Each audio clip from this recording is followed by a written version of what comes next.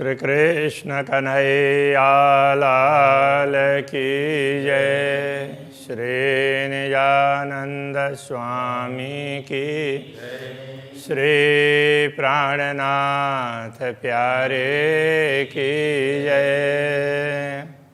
जो कोई अंग हल्का लगे और दूजा भारी होए, एक अंग छोड़े दूजा ले वही, पर आशिक ना हल्का होए। पर आशिक ना हल्का होए। श्री कृष्ण कन्हैया लाल की जय। श्री राज्य के अंगों का वर्णन चल रहा है। तो श्री राज्य के एक अंग को देखती है अनुरागिणी आत्मा, तो देखती रह जाती है, दूसरे अंग में नहीं जा सकती उसको छोड़ करके, क्योंकि कोई हल्का हो तो उसको छोड़ करके उससे अच्छा हो उसमें जाते हैं।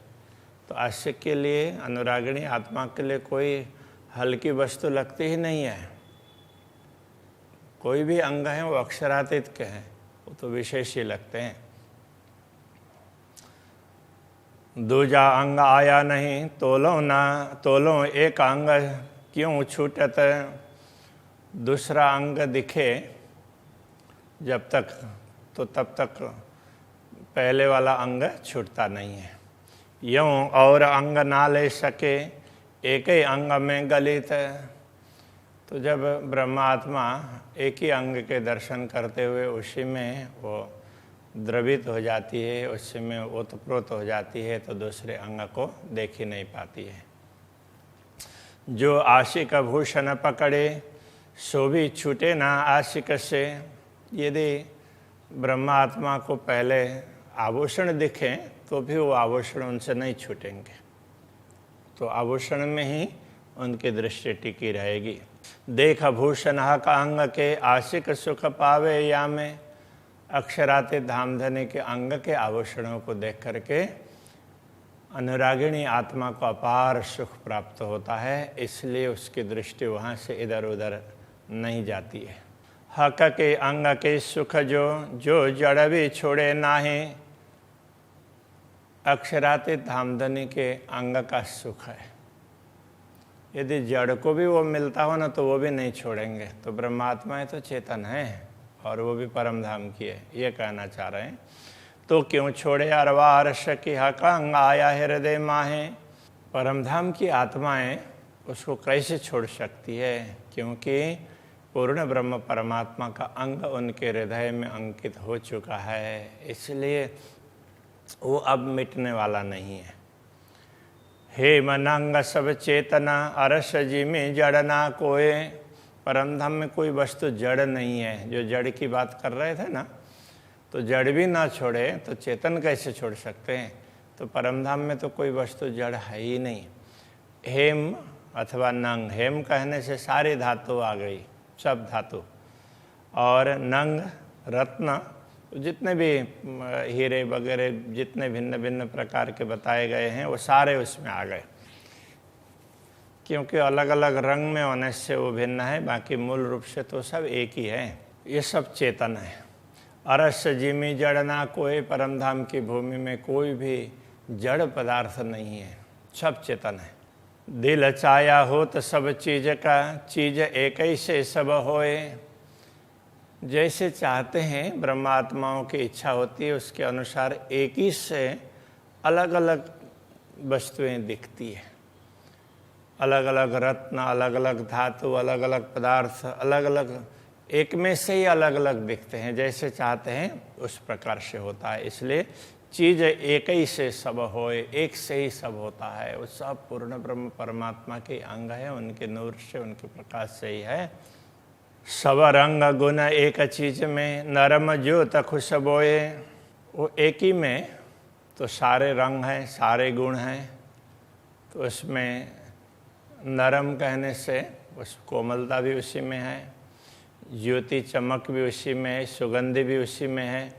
सब गुण रखे हक वास्ते सुख लेवे हक का सोए। सारे गुण है वो पूर्ण ब्रह्म परमात्मा के लिए ही हैं, तो वो जैसा चाहेंगे उस प्रकार से वो सब गुण उनसे अलग रूप में दिखते हैं, बाकी उनसे कोई भी अलग नहीं है।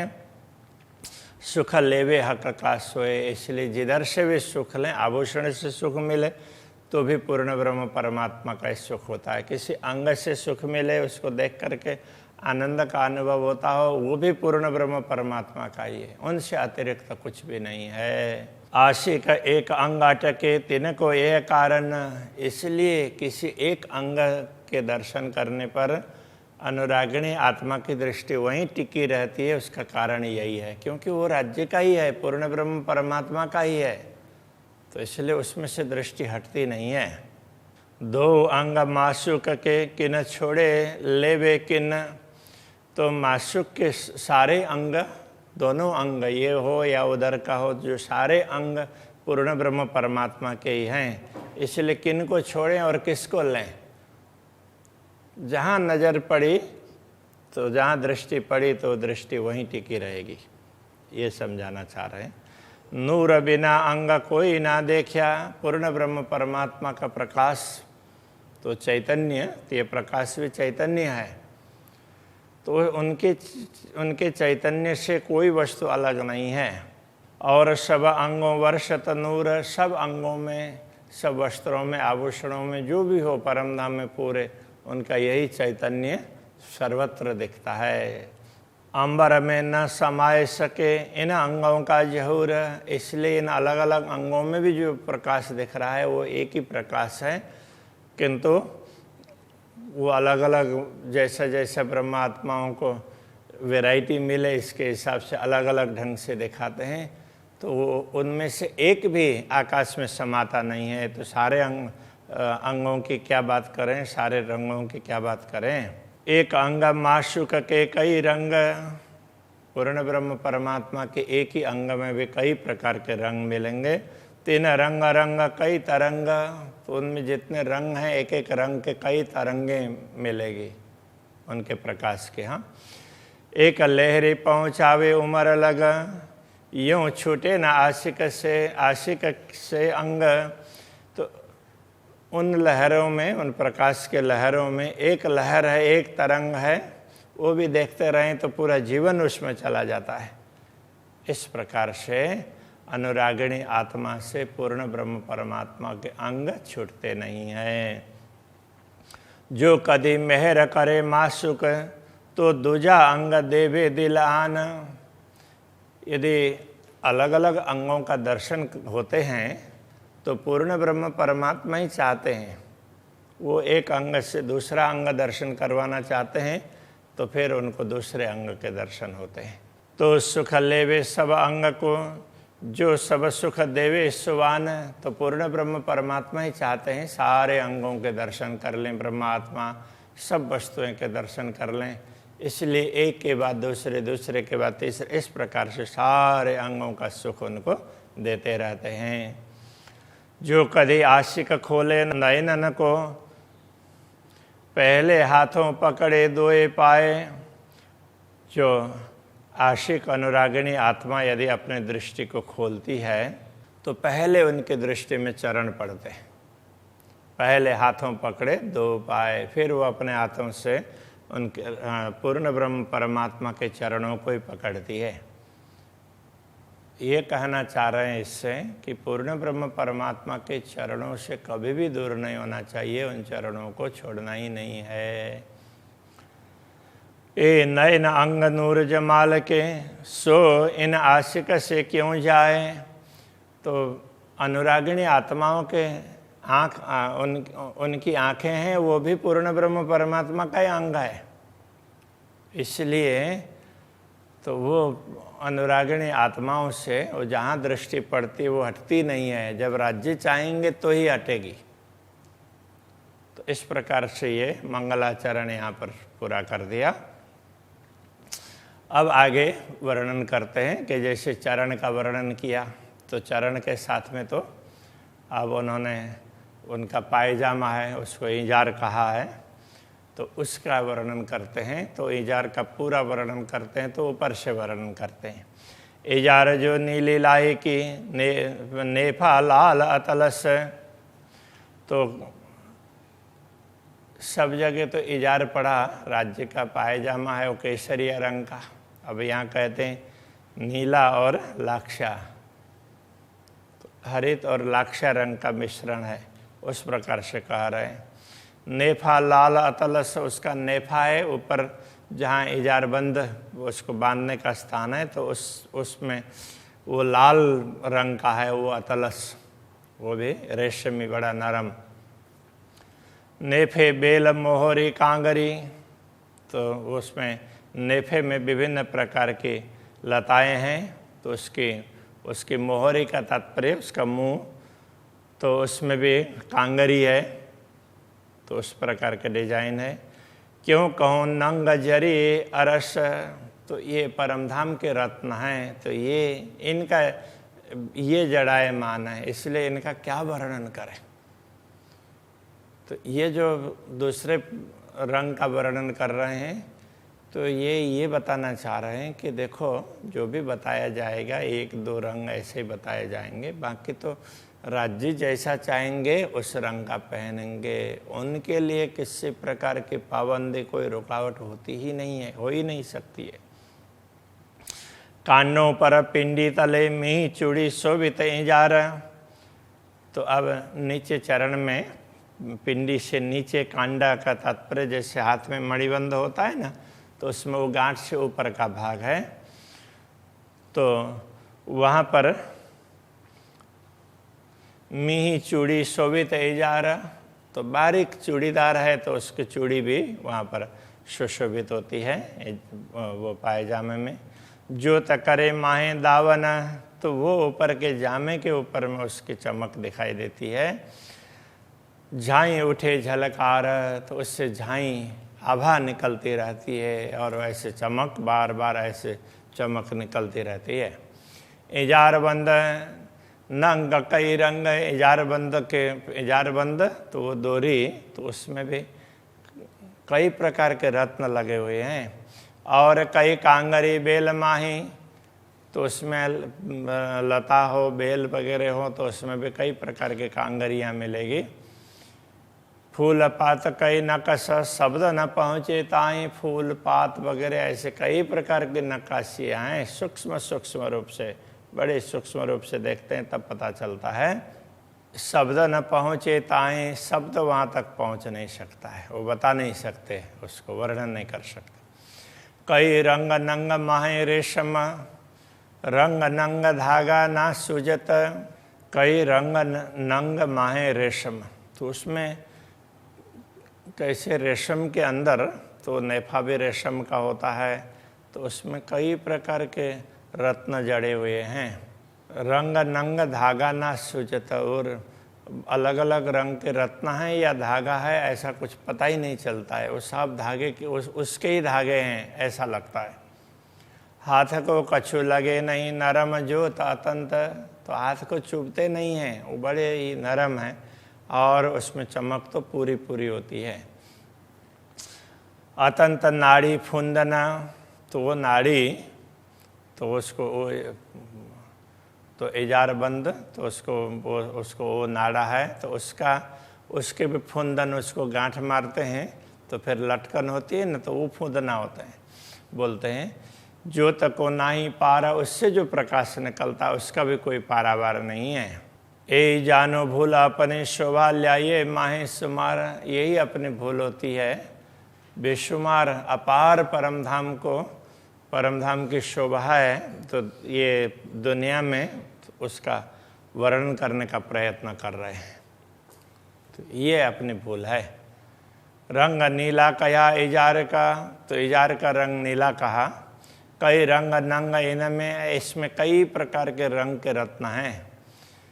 तेज ज्योत जो झलकता, और कछु लगे न हाथ को, तो उसमें तेज है, उसकी ज्योति है वो झलकती रहती है, और उसमें हाथ लगाना चाहें तो अलग अलग प्रकार के रत्न हैं, वो हाथ से स्पर्श करके पता नहीं चलेगा, सारे एक जैसे ही लगते हैं। सब अंग पीछे कहूँगी पहले कहूँ पाग बांधीजे, तो अब ये कहते हैं कि अन्य अंगों के वर्णन करने से पहले तो उनके सिर में पाग बंधा है तो उसका वर्णन करते हैं, ऐसा करके कहते हैं कि अब वो राज्य जैसा दिखाएंगे तो वैसा ही लगता है ना, इसलिए अब सिर के पाग का वर्णन करना चाह रहे हैं। सिफत न पहुँचे अंग को तो भी कया चाहे रूहे। अब उसकी महिमा तो बताई नहीं जा सकती है, पाग जैसा है उसको पूरा बताया नहीं जा सकता, वर्णन नहीं हो सकता, फिर भी ये आत्मा उसको वर्णन करना चाह रही है। तो भी कया चाहे रूह, आत्मा उसका वर्णन करना चाहती है। हाथों पाग बांधी तो कहिए जो हुक्म ना होवे। तो धामधनी ने अपने हाथों से पाग बांधा है, पगड़ी बांधी है, ऐसा कहें तो क्या हुक्म से नहीं होगा? तो पूर्ण ब्रह्म के सारा कार्य करवाने की जो सत्ता है उसको सत्ता कहें अथवा जो भी उनका आदेश चलता है तो उसी से सारे कार्य हो जाते हैं। फिर भी कि पूर्ण ब्रह्म परमात्मा ब्रह्मात्माओं को प्रसन्न करने के लिए अपने हाथों से बांधते हैं। कई कोट पाग बने पल में जिन समय दिल चाहे जे। जब धामधनी चाहते हैं तो उस समय ऐसे तो करोड़ों पाग अपने आप बन सकते हैं, फिर भी वो बांधते हैं, ये कहना चाह रहे हैं। पर हक के बांधी पाग रुच के नरम हाथों पेच फिराए।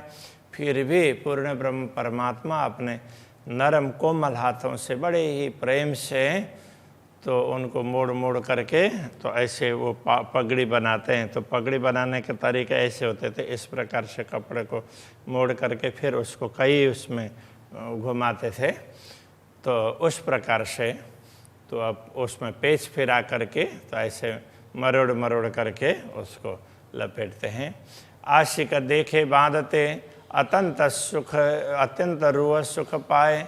जब ये बांधते हुए ब्रह्मात्माएं देखती है ना तो उनको बड़ा आनंद होता है, बाकी तो बांधने की आवश्यकता ही नहीं पड़ती है। चाहते हैं तभी उनकी इच्छा ही तुरंत अपने आप ही उनके आदेश के रूप में आकर के सारा कार्य करवा देती है। इन विध सब श्रृंगार कयत इन जीवाएं। इस प्रकार सारा श्रृंगार पूर्ण ब्रह्म परमात्मा का ये इस जिह्वा के द्वारा इसी प्रकार से समझना होगा, पूरा कहा नहीं जा सकता। तो कया फना का शब्द बक्का को पहुँचत नाए। क्योंकि फना का कया हुआ नश्वर जगत का कया हुआ शब्द है वो अखंड परमधाम को पहुँचता नहीं है, उससे बताया नहीं जा सकता। चुप किए भी ना बने जाको ए ताम दिया खसम। यदि कुछ ना कहें तो भी बनता नहीं है, वो कहना पड़ता है, क्योंकि इन्हीं चीज़ों को यही देखना और यही इन्हीं की चर्चा करना, यही तो ब्रह्मात्माओं के लिए आहार है। तो पूर्ण ब्रह्म ने ब्रह्मात्माओं को यही आहार दिया है, ताम का तात्पर्य आहार है। ताथे ज्यों त्यों कहा चाहिए जो कहावत हक हुक्म। इसलिए जैसे तैसे कहना चाहिए, इसलिए कहते हैं। वैसे तो पूर्ण ब्रह्म परमात्मा का आदेश ही जो करवाता है, जितना कहलाता है उतना ही कह रहे हैं। बांधी पाग समार के हाथ नरम उज्ज्वल लाल। तो उन्होंने पाग बांधी अपने बड़े ही नरम हाथों से, उज्ज्वल और लाल नरम हाथ हैं, तो उनसे संभाल करके उसको पगड़ी बांधी है। इन पाग की शोभा क्यों कहूँ मेरा साहेब नूर जमाल। तो इस पगड़ी की शोभा की बात क्या करें। पूर्ण ब्रह्म परमात्मा तो अक्षर अक्षर से परे हैं, तेज पुंज हैं, ऐसे पूर्ण ब्रह्म परमात्मा है, ये मेरे स्वामी हैं। लाल पाग बांधी लटकती। तो वो पाग बांध रहे हैं लाल हाथों से, वो पाग भी लाल ही है। तो हाथ है वो तो गुलाबी गुलाबी प्रकार के होंगे, और वो पगड़ी है वो तो एकदम लाल ऐसी पगड़ी होगी। लाल पाग बांधी लटकती। तो वो पीछे लटकती हुई ऐसे बांधते हैं। कछु ये छवि कहीं न जाए। इसकी छवि, इसके स्वरूप का वर्णन नहीं कर सकते। पेच दिए कई विध के हृदय सोचित लाए। उसमें कई प्रकार के मरोड़ दिए हुए हैं, वो भी बड़े दिल से दिए हैं, चित्त लगा करके। पाग बनाई कोई भांत की बीच में कटाव फूल। तो वो ऐसे वो पाग को मरोड़ते हैं तो इस तरह से होता है कि उसमें बीच के जो फूल हैं वो यदि उस मरोड़ में दब भी जाते हैं ना, तो दूसरा मरोड़ वो कपड़ा आता है तो दोनों मिल करके एक जैसे लगते हैं। ऐसा होता है। बीच बेली बीच कांगरी रुआ देख देख होए सनकुल, तो उसमें बीच बीच में लताएं कांगरी वगैरह फूल वगैरह अलग अलग प्रकार के बेल बुट्टे, इन सबको देख देख करके ब्रह्मात्माओं को बड़ी प्रसन्नता होती है। जो आधा फूल एक पेच में आवे दूजे पेच को मिला, तो एक पेच में आधा फूल दिख रहा होगा तो दूसरे पेच का वो मिल जाता है, तो दोनों मिल कर के एक फूल पूरा पूरा ऐसे दिखाई देते, इतने बारीकी से बांधते।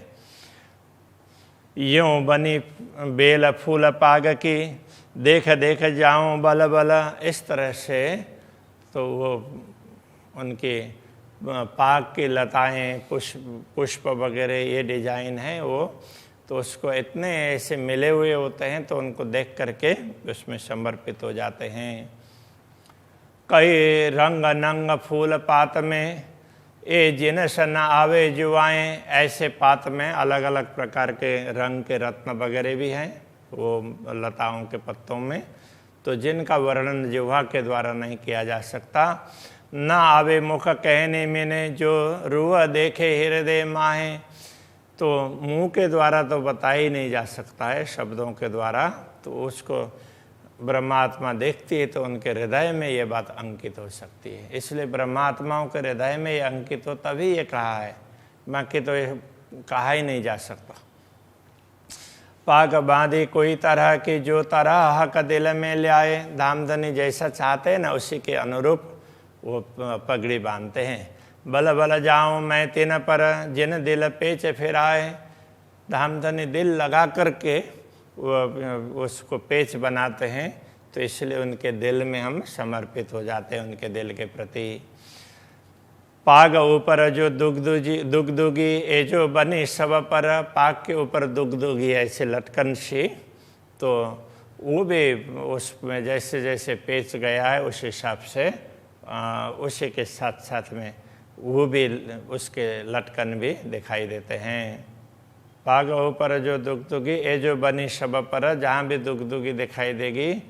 ज्योत हीरा पहुँचे आकाशलों, तो उसमें जड़े हुए हीरे हैं, उनकी ज्योति आकाश तक पहुँचती है।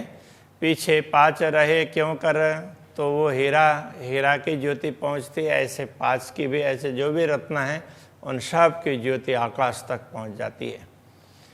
मानिक तहाँ मिलता है, फिर मानिक भी वहीं पर मानिक भी है। पहुँचते तो पुखराज भी वहाँ जड़ा हुआ है।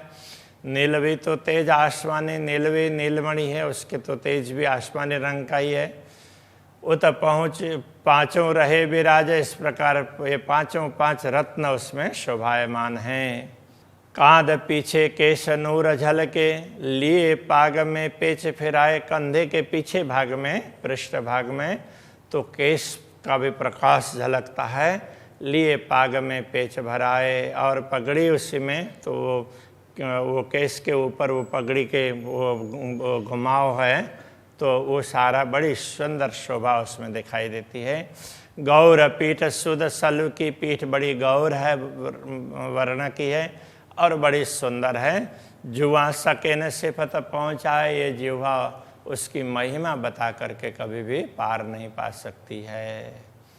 श्री कृष्ण कन्हैया लाल की। जुआ सके ना सिफत पहुँचाए, जुआ सके ना सिफत पहुँचाए। कांध पीछे केस नूर झलके, कांध पीछे केस नूर झलके। लिए पाग में पेच बनाए, लिए पाग में पेच बनाए। गौर पीठ सुध सलुखी, गौर पीठ सुध सलुखी। जुबा सखना सिफत पहुँचाए, जुबा सकेना सिफत पहुँचाए। जुबा सखना सिफत पहुँचाए, जुबा सकेना सिफत पहुँचाए। कृष्ण कन्हैया लाल की, श्री सद्गुरु महाराज की, श्री काननाथ प्यारे की, जगत गुरु आचार्य श्री 108 श्री कृष्णमणि जी महाराज की।